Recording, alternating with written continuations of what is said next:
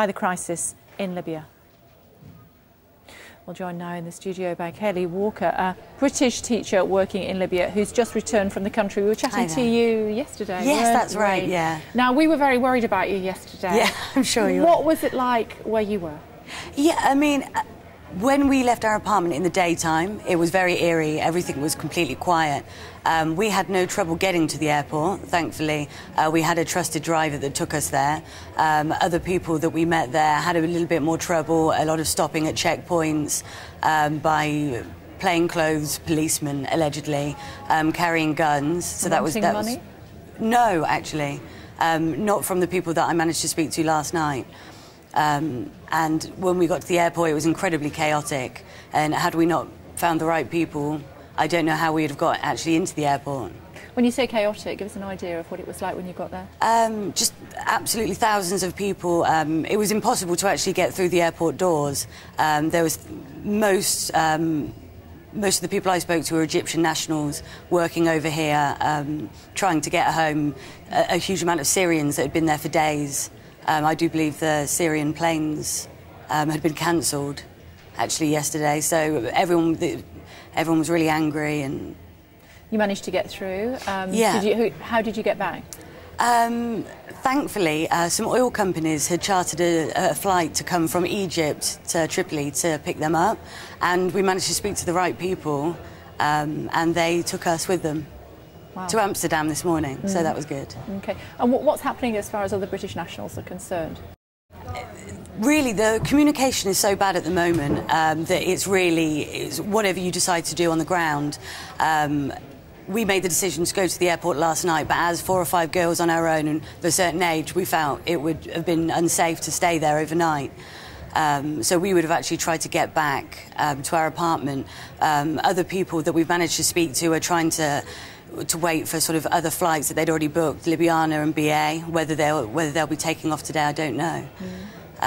But it's whether you want to take the risk of actually getting to the airport and being able to get through. Why did you wait so long to try to get home?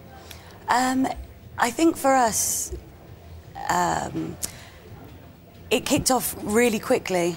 We obviously saw what was happening in Benghazi. It was very far away. This isn't the first time that there's been troubles in Benghazi, and it seems so separate to life in Tripoli.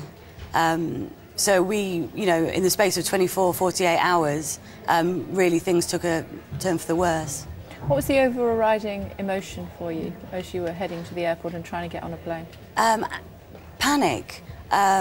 We saw a lot of burnt-out cars and buildings on the way to the airport, but it wasn't only until we saw the chaos and the panic at the airport that we were in a small minibus that people were starting to sort of shove around that we started really feeling unsafe. Do you regret coming out, or do you feel that it was absolutely the right time? Coming from Libya now? Yeah, absolutely. No one can say what's going to happen in the next few days, but in terms of our own safety, it was the right decision for us. And what had you seen before you left? Because there were some suggestions that people were being bombed as they were demonstrating. We haven't seen any pictures of that, but certainly reports. What sort of demonstrations and attempts to try and quell those demonstrations did you see? Firsthand, we haven't left the flat in about 3 or 4 days for safety concerns. And especially in the area, we've heard a lot of demonstrations around the Green Square and Omar Mukhtar area. Obviously, we've heard there's been planes that we've heard and helicopters in the last few days, and a lot of gunfiring. We've heard loud noises that we could assume that from the suburbs might have been bombs, but again, we can't confirm them. Libyan friends have said that is to be the case. And we've heard sort of first-hand from Libyan friends that they've seen people been shot.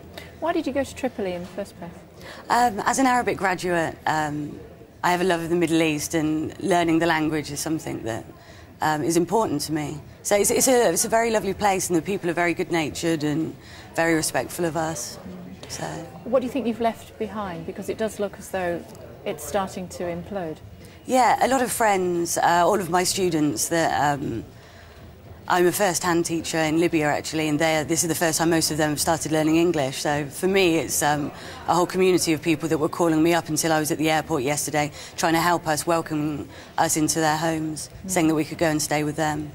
And how concerned are you about the people that you've left behind, your students and friends? Yeah, incredibly.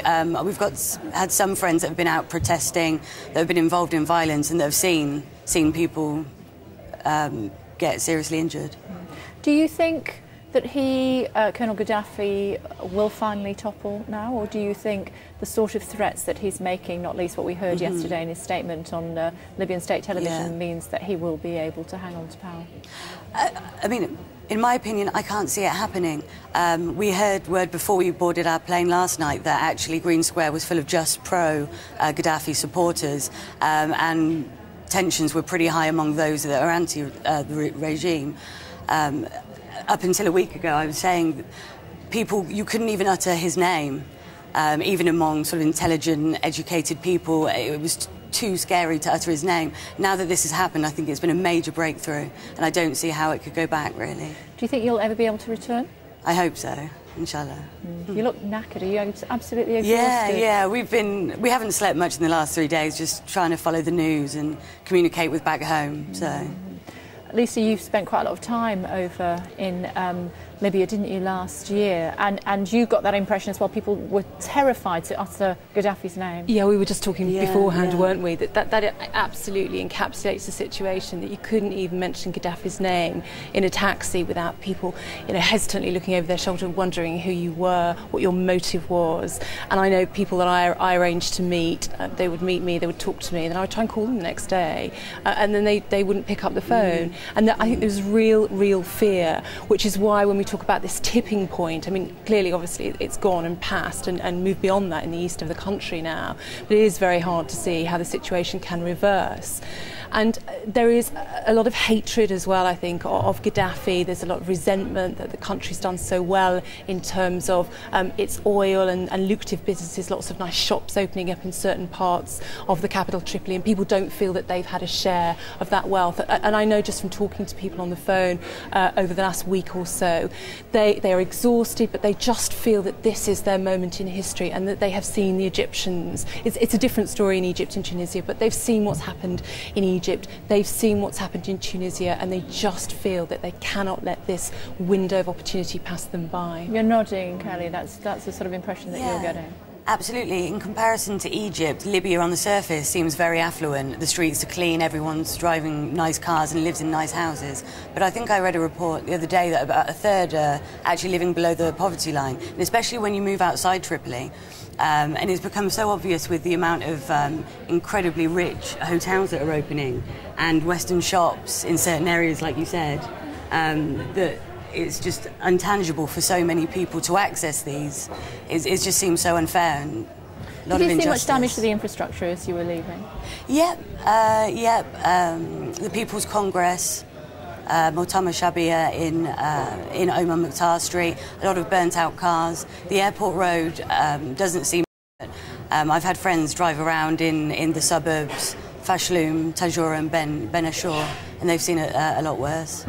So you and your friends, you're home, safe. Yeah. I'm sure your family There's still are people pleased. out there, though, waiting to come back. So you need to sleep?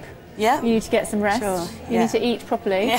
And then presumably you're just going to be completely glued to what's going to happen exactly, next. Trying to get through to people in Libya, if possible. OK, well, thank you very much Thank indeed you. for coming in straight from the airport to talk to us. You must be exhausted. We appreciate you taking the time. Thanks a lot. Chat to you again in a little while, Lisa and I. Thank you.